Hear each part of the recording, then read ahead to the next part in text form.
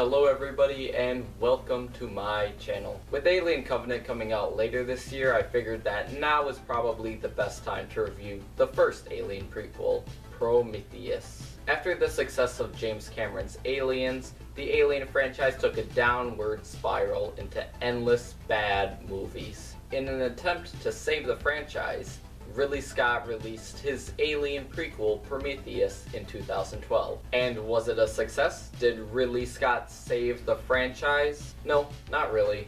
Prometheus is an Alien movie that has left a lot of the audience very divisive. While it is a step up from a lot of the other Alien sequels, and it does do some things really well, it still has a lot of problems. Prometheus is a movie made to answer questions. That's part of a prequel's job. However, it really does the opposite of that. The story of this movie revolves around a group of scientists and explorers traveling to another planet to find out who created them. This of course links to the giant alien sitting in the chair that they see in the first movie. I feel that Prometheus is very different from any of the other Alien movies. It's a movie that starts off with the first half being kind of mystical and whimsical, and then the second half just switches to straight up horror. Throughout this movie, you will find yourself asking a lot of questions.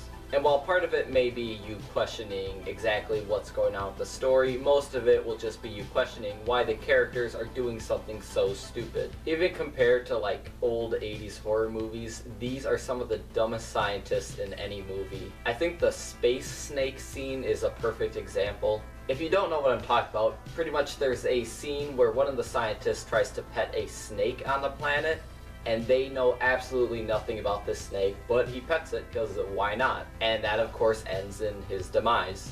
I really think the script is this movie's biggest problem. However, for what it lacks in script, it's mostly made up for in beautiful design and a great atmosphere. Most of the designs in this movie of the planet and such are all based off of H.R. Geiger's work, so of course they look beautiful. This movie also actually has some really good acting. I think that both the characters of David Eight and Elizabeth Shaw are the two that stand out the most. I especially love Michael Fassbender as David Eight. He's like the perfect blend of being creepy but somehow whimsical and mysterious at the same time. Much like Ian Holm in the original Alien, you can never actually know whether or not he's one to be trusted. But putting aside everything that made this movie pretty enjoyable, the script is still a huge problem. Prometheus does a really poor job at explaining how all of this connects to Alien. We do actually see the creation of a xenomorph alien at the very end of this movie.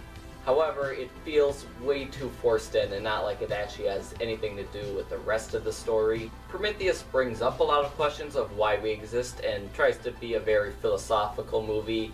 However, it just kind of throws all of that stuff away so that it can focus on the horror aspect. In fact, the back of my Blu-ray says, "Questions will be answered," when in fact all this movie did was further confuse everyone who watched it. I'm really hoping that Alien Covenant at least answers some of our questions. However, from the looks of it, it's just going to be a retread of Prometheus, only with xenomorphs this time. Overall though, I am not really sure what to think of this movie. I think that the stuff that is good is really good and makes it worth watching. However, the script just holds it back from being a great movie. The only people that I can really recommend this to is people who are already fans of the Alien franchise. It's not a bad movie, but you're not going to get what you're promised.